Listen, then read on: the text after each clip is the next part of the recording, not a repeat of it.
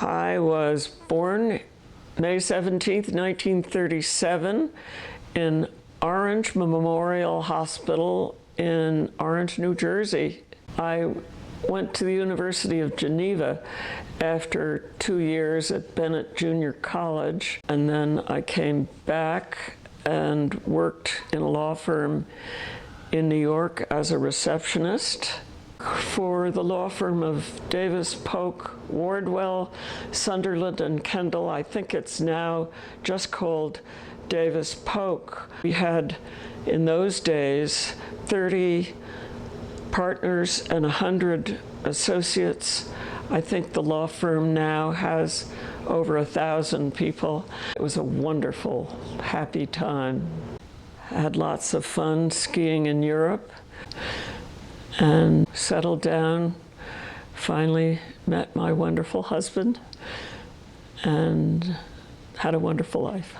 I first learned to ski in the East, but not very much. It was really when I went to school in Switzerland that I really skied a lot. I didn't go to school that much.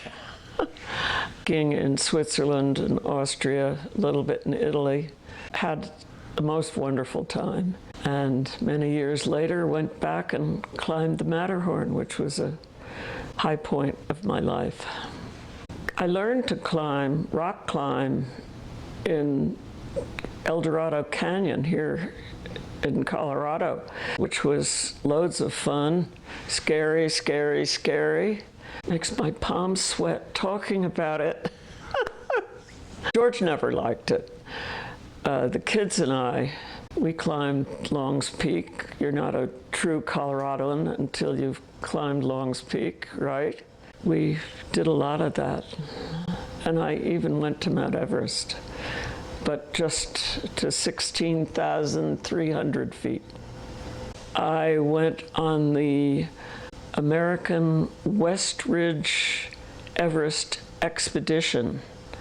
All it meant was that you gave money to support the climb. The real climbers were professionals.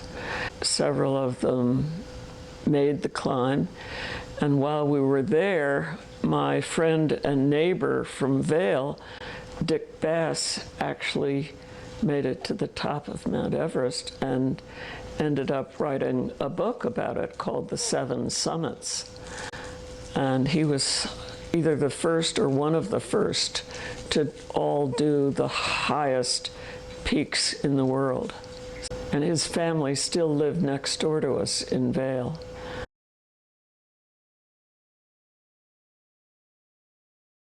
When I was working at Davis Polk in New York, a bunch of friends used to go skiing on the weekends. One winter, there was something called the chalet plane, which for $250, you could fly to Europe and back with a bunch of ski friends and have a wonderful couple of weeks skiing around and then come back. Well, I was working in New York, and that sounded like a great idea. So a cousin of mine and I signed on. Her husband, who was actually my cousin, had gone to the Hill School with George, and he knew George. Well, George had come along with a friend that we knew from summertime. They were sitting in first class, and I was sitting in coach with my cousin's wife, and I had a broken camera, and Chuck Percy, who was the head of Bell and Howell, was sitting in first class, and someone said, "Oh, take your little broken camera up and see if he can fix it." Well, I didn't know anything about any of that. So George saw all this happening and thought, that's pretty ballsy, bold. So when we landed, we got together, George with his friend Stan Rumbo, who had been in his class at Yale, and the four of us rented a car to drive us to St. Anton. George said, well, let's have dinner when we get there. And And I already had a friend on the plane, so I had a date that night. And he said, well, then we'll do it tomorrow. So we did that the next night, and he said, well, let's do this again tomorrow. And I said, well, I have Oakley again tomorrow. Well, we did this 2 or 3 times, and after the 3rd night, George said, I'm sick of Oakley, let's get married.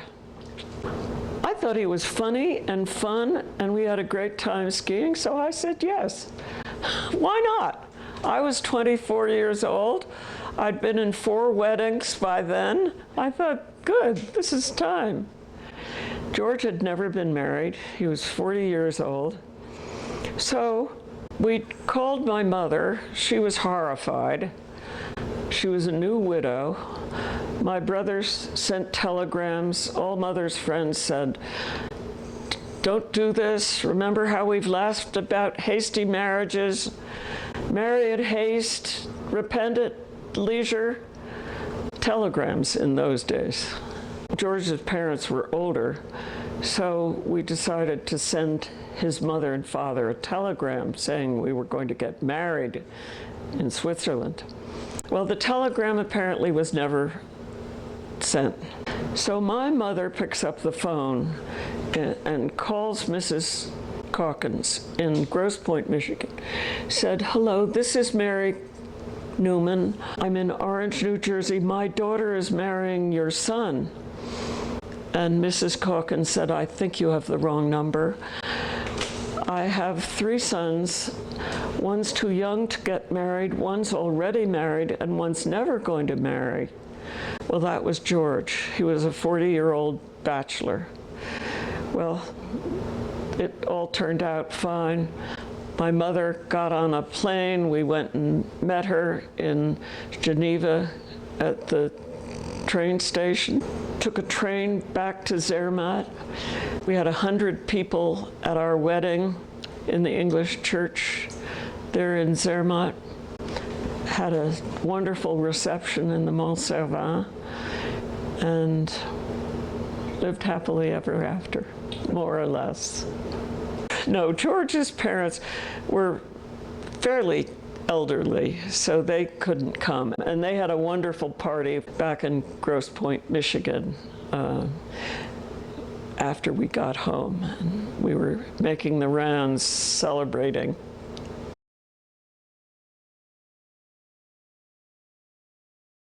Oh, I love the mountains. That's why we live here.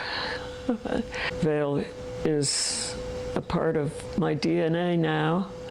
And happily, my children still, they all love to ski, and they were very careful in choosing their spouses to find people who also love the mountains, hiking and skiing. So that's a good legacy. Well, I was lucky to meet George Caulkins at the moment he sold his first unit to buy the land and build the lifts that became Vail, Colorado, which I think people might agree is one of the most wonderful ski areas in the world. It was a very exciting time because they needed to raise $1 million to buy the land and make a ski area. And for $10,000, you got 4 lifetime lift passes, a lot option on which you had to build in the first 2 years, and stock in the Vail Corporation, which of course has been very good to us. Did I say 4 lifetime lift passes? But other people took the option of having all their family, if they had 6 or 7 children, they had passes until the children became 21. I've been involved with Bravo Vail for a very long time. I had enormous respect for the people who ran it and the things that they chose to present. And most recently, they did the opera La Bohème, fully staged outdoors at the Gerald R. Ford Amphitheater, which was absolutely spectacular, very exciting. Of course, Yannick Nézet-Séguin brings the Philadelphia Orchestra to Vail, but he is the conductor of the Metropolitan Opera. So that was a great plus for Vail. But that's been another wonderful thing about living in Colorado.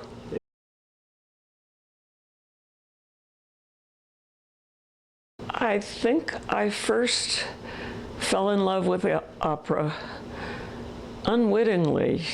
I had 4 children, and the house was a bedlam.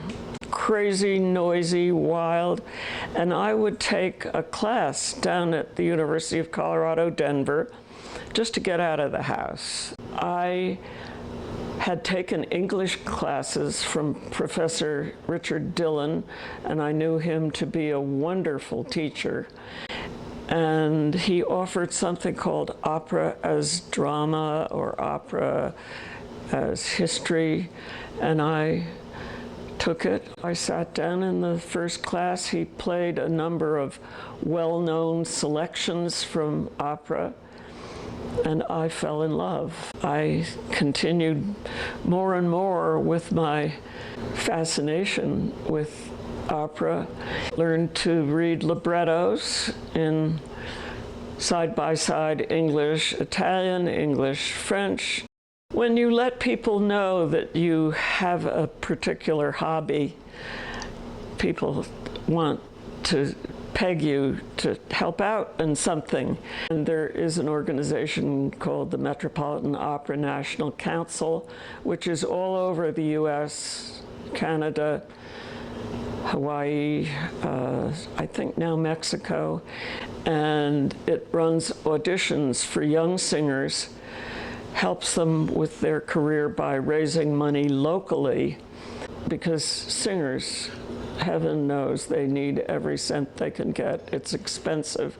Well, for singers to buy a tuxedo and a ball gown and travel to audition, not knowing if they'll be hired, is a very tough time. I have enormous respect for singers. They work so hard. Often they sign up for local productions that never get made, so they never get paid. It's a tough, tough business. But I did get involved with the Metropolitan Opera because a friend of ours who lived in Minnesota said, well, you need to get involved with the auditions. So I did all those ditzy jobs, putting stamps on envelopes and writing please letters to lots of people. But I did get involved with the Metropolitan Opera National Council, and then I went on the board at the Met, and I am still on the board. It's been a happy ride. Had a lot of fun, met a lot of wonderful people, and it's enriched my life enormously. George didn't love opera. He said he liked it only slightly better than a root canal.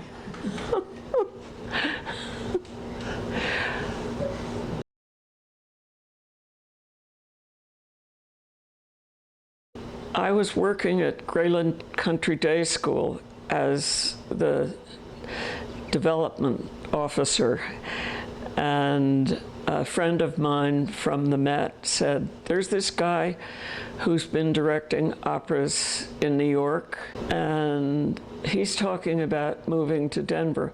Well, Nathaniel Merrill became involved with Louise Sherman at the Metropolitan Opera, and I think they both had other spouses, so it was time to get out of Dodge. And they decided to move to Denver, which did not have an opera company. Nat Merrill came to my office at Grayland Country Day School and told me all about what he wanted to do.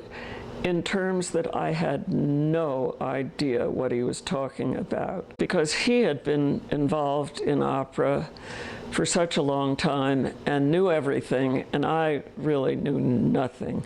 At the time, Central City also wanted to bring opera to Denver, and a group of us called ourselves Friends of Opera, and we listened to the pitch from Central City and the pitch from Nat Merrill and decided to throw our support with Nat Merrill, and that became Opera Colorado. And to this day, Opera Colorado still has its tax-exempt number, which one belonged to Friends of Opera, which was a little group of academics here in Denver. So that was the start of it all.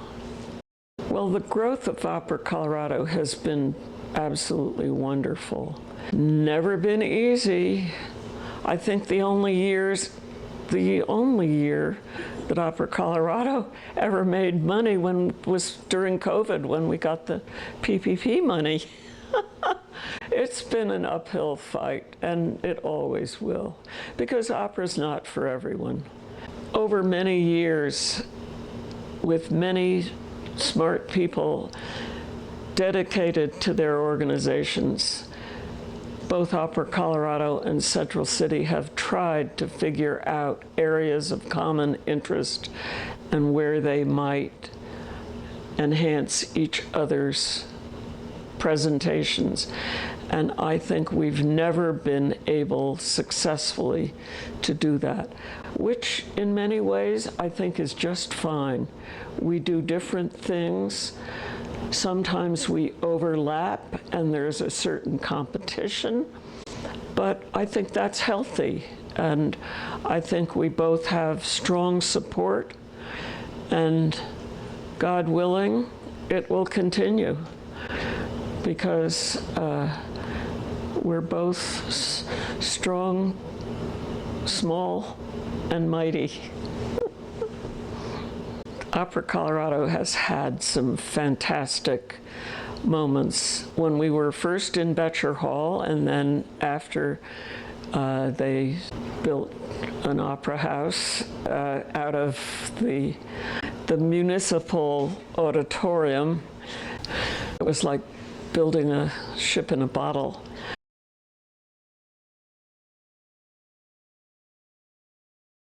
My dear George knew that he was dying. He had prostate cancer.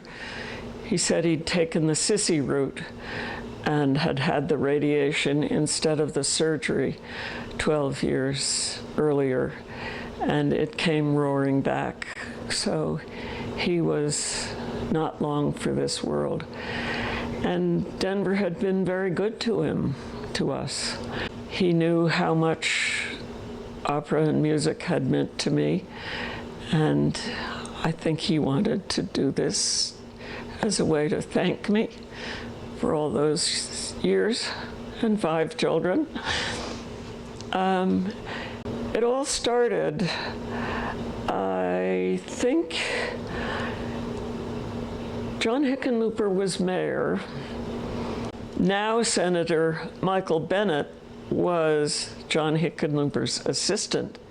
My son George was a friend of both of them, and they said, "Do you think your father would entertain a proposal to help with this new project?" And he said, "Well, I don't know, you can ask him." So they took George out to lunch. I guess it went pretty well. He said, "Well, what would it take to name the opera house for my wife?"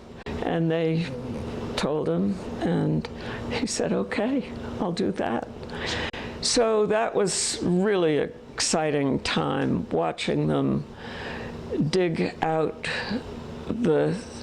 what had been home to wrestling matches and school graduations and lots of other events. As many as 10,000 people could be seated in there at a time. So that was a really bold move for Denver, and I think it's made a great difference. It certainly made a difference to downtown because at the same time, the symphony was building a new hall, and that entire Denver Performing Arts complex was growing. I think it's the largest complex in America, but apparently it is only the second largest.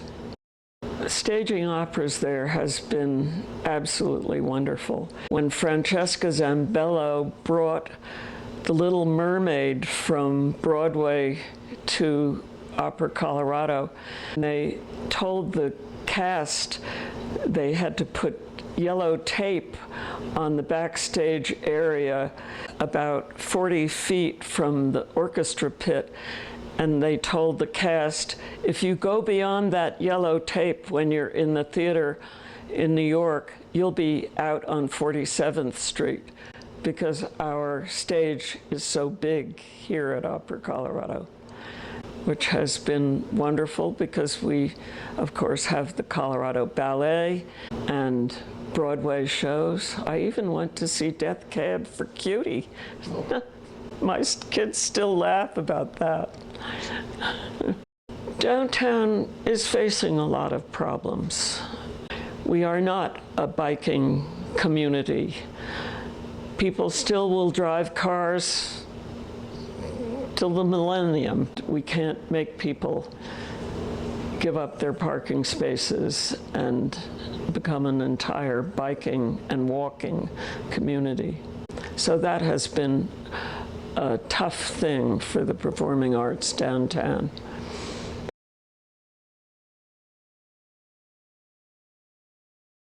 Maine has been a wonderful part of our life. We bought a house on an island off the Maine coast 50 years ago. The well-known town near us, home of the tall ships, is Camden, Maine. It has been such a wonderful family place for all of us. My daughter and her husband live on a nearby island. Everyone has boats. Most people sail. I've never been a boat person. I always was hunting for monarch butterflies and looking for mushrooms. But George was the sailor, and the kids all have loved to sail, and now they have power boats. The kids love going back there, and it's been a great family place. I hope it always will be for all of them long after I'm gone. And now their children, college students, are having their friends and having house parties in the main house. So that's a great source of joy to me.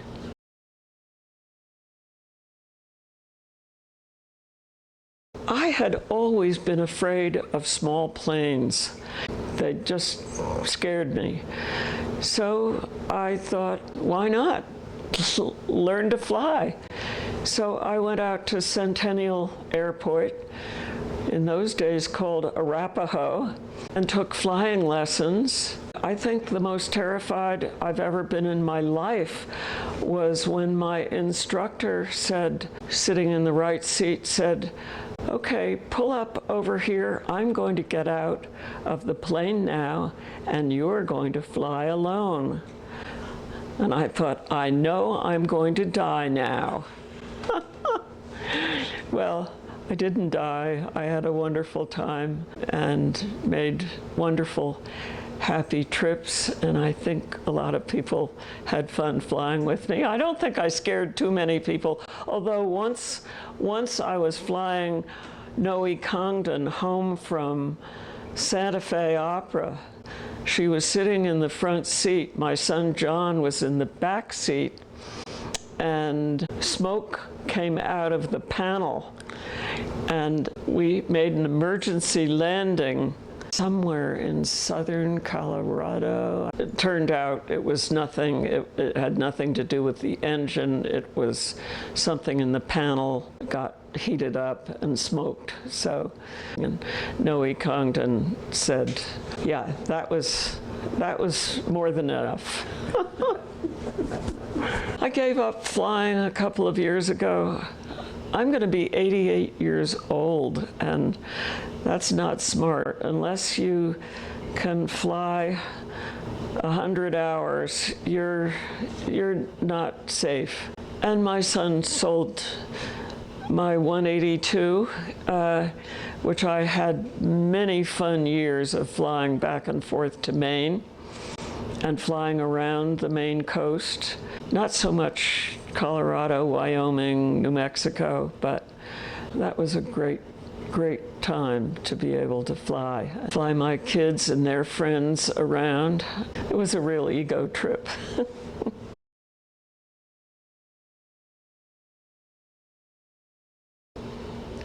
My children are everything. We have been blessed to have 5 interesting, very different kids.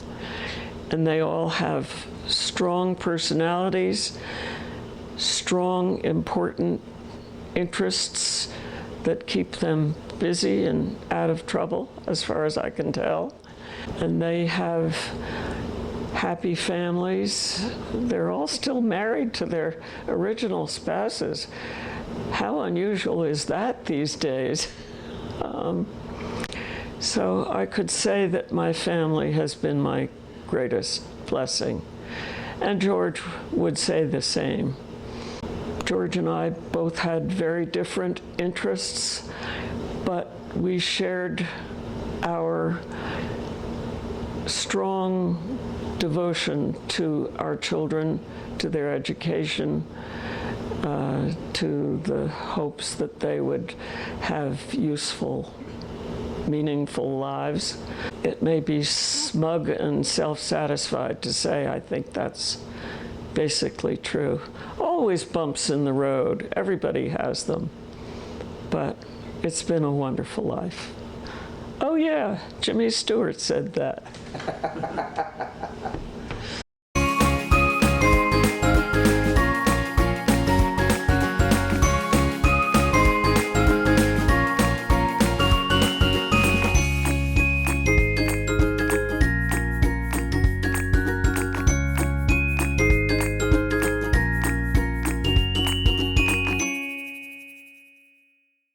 Ellie, I think this has been absolutely wonderful.